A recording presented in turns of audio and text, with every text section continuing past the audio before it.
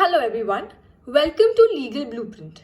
मैं हूं साक्षी और आज की इस वीडियो में हम डिस्कस करेंगे important case laws of family law. ये केस लॉज की list UGC NET law, CLAT PG, judiciary exams और कई सारे कम्पिटिटिव एग्जाम्स जिसमें फैमिली लॉ सिलेबस का पार्ट होता है उसके लिए इम्पॉर्टेंट है। तो चलिए शुरू करते हैं। तो सबसे पहले देखते हैं case laws of general principles of Hindu law. इस कैटेगरी का फर्स्ट केस है शास्त्री वर्सेस मूलदास। 1966 की इस जजमेंट में सुप्रीम कोर्ट ने कहा कि अगर एक person qualifies to be a Hindu according to the definition given under the act, he will not cease to be a Hindu even if he becomes an atheist or dissents or deviates from central doctrines of Hinduism, or even when he shuns the practices of Hindu religion and adopts a Western way of life. इसका मतलब इन situations में भी he will continue to remain a Hindu if he qualifies to be so according to the statutory definition. Very important judgment. Next is Peerumal versus Poonuswami. 1971 की इस judgement में आए conversion के 3 essentials. First, that a person has to undergo a formal ceremony according to the norms of the caste or community जिसमें एक person convert कर रहा है. Next essential is bona fide intention that must be coupled with unequivocal conduct. Third ingredient is acceptance, that is the person converting should be accepted as a member of community into which he is converting. Next category is Hindu Marriage Act. अब इसके सारे case laws आइए एक एक करके discuss करते हैं. First is Yamunabai versus Anantrao. 1988 की इस जजमेंट में कोर्ट ने कहा कि बाइगेमियस मैरिज की सेकेंड वाइफ का कोई वाइफ का स्टेटस नहीं होता according to Hindu marriage act because such marriage is null and void. Next are 2 cases which are very important from this act. Sarla Mudgal versus union of India 1995 and Lily Thomas versus union of India 2000. इन दोनों supreme court judgements ने एक circumstance को discuss किया जहां a person takes a wife according to HMA but eventually he converts to Islam and takes another wife because वहाँ पे polygamy allowed है. So court ने इस केस में कहा that क्योंकि he has converted to a non-Hindu faith, it does not mean कि उसकी जो पहली wife है, पहली marriage है according to HMA, that ceases to exist. So conversion से उसकी शादी automatically dissolve नहीं हो जाएगी. And second point, that his act of taking a second wife after converting to Islam will be in violation of Hindu Marriage Act क्योंकि उसकी पहली शादी हिंदू मैरिज के अंदर की गई थी. So according to HMA, he is not allowed to take a second wife. Same circumstance को लिली थॉमस ने रीइटरेट किया एंड इस लॉ को हमेशा के लिए सेटल करते हुए कहा that if a marriage has been solemnized in one personal law, it cannot be dissolved according to another, and it will continue to be governed by the act, by the law जिसमें उसने शादी की थी. Very important judgments guys, make sure that you note them down because ये बहुत सारे competitive exams चाहे net या जुडिशरी किसी में भी पूछी जाती है. Next is Bhurao versus State of Maharashtra 1965. इस केस में कोर्ट ने कहा that unless a marriage is performed by proper ceremonies according to section 7 of HMA, it cannot be said to be solemnized. यानी कि in case the parties to marriage undergo a ceremony that is not proper according to section 7, तो उनकी शादी की solemnization court नहीं मानेगा.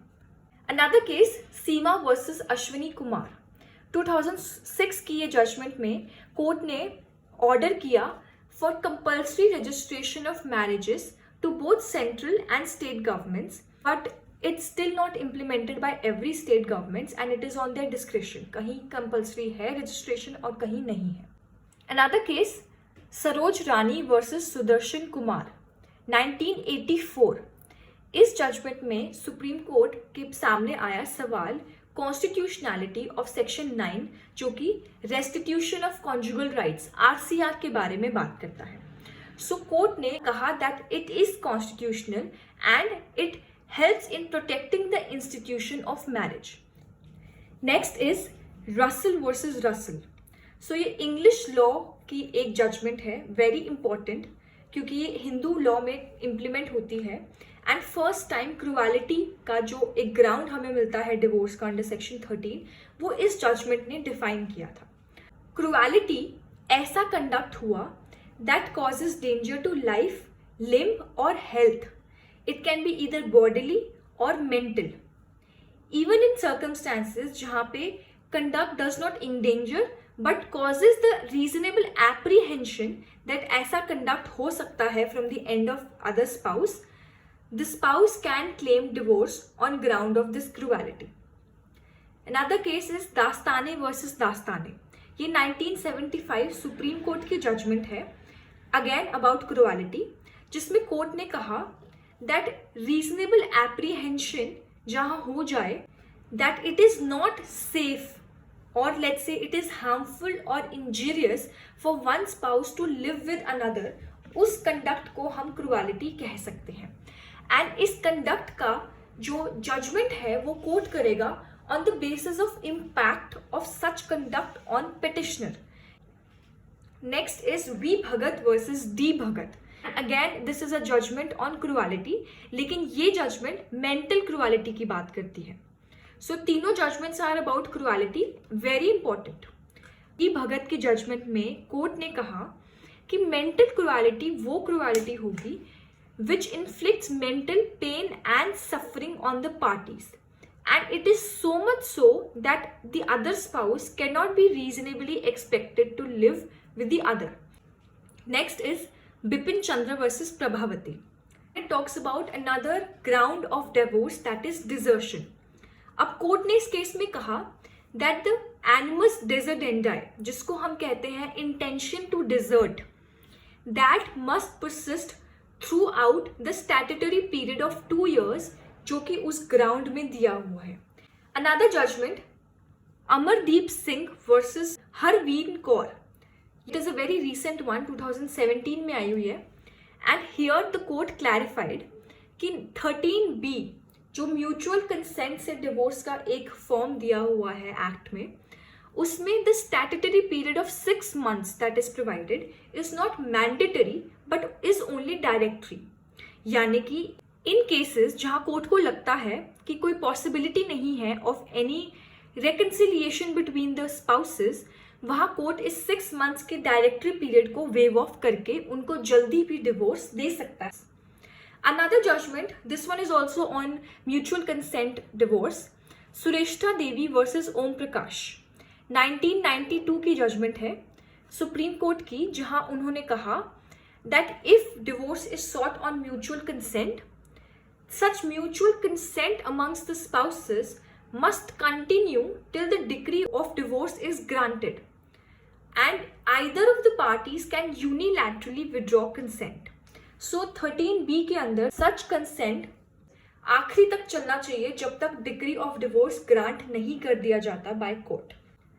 Next comes the topic of maintenance. So the judgement here is Chand Dhawan versus Jawaharlal Dhawan. 1993 की judgement है supreme court की, जहाँ पे कोर्ट ने ये क्लैरिफाई किया कि सेक्शन 25 में मिलने वाली परमानेंट एलिमनी सिर्फ तभी दी जा सकती है when a decree of substantive relief is granted by court. यानी कि सेक्शन 25 तभी अप्लाई होता है जब petition which is filed under HMA by any of the spouse is not either dismissed or withdrawn. Another one is Rajesh versus Neha 2020. Very recent judgment and this is the last of this video. ये मैंने अपनी alimony की video में भी discuss की है. इस case में 2 जज बेंच ने गाइडलाइंस पास की है about maintenance given to spouse. So court ने एक रूल किया that order of maintenance will be enforced as a money decree under CPC. And guidelines कुछ ऐसी थी दैट इन ऑल केसेस जहाँ पे either of the spouse is asking for maintenance, an affidavit of asset disclosure has to be filed in front of the court. इसके अलावा court को ये बताना भी ज़रूरी कहा अगर कोई पहले मेंटेनेंस का ऑर्डर पास्ड है in favour of either of the parties. So एक ज़्यादा बेटर एंड एक ऑब्जेक्टिव एनालिसिस के लिए ये जजमेंट पास की गई। तो ये इम्पॉर्टेंट भी है और लेटेस्ट जजमेंट भी है, जिससे ये और ज़्यादा इम्पॉर्टेंट हो जाती है क्योंकि रीसेंट रेलिवेंट बातें कुछ ज़्यादा पूछी जाती हैं कभी कभी एग्जाम्स में। So that's it for this video guys. ये सारी केसेस की लिस्ट बिल्कुल ऐसी है जो आपको मिस करने ही नहीं है under family law for any exam. I hope you liked it. Do like, share and subscribe to the channel if you like the content and wait for the second part. Thank you.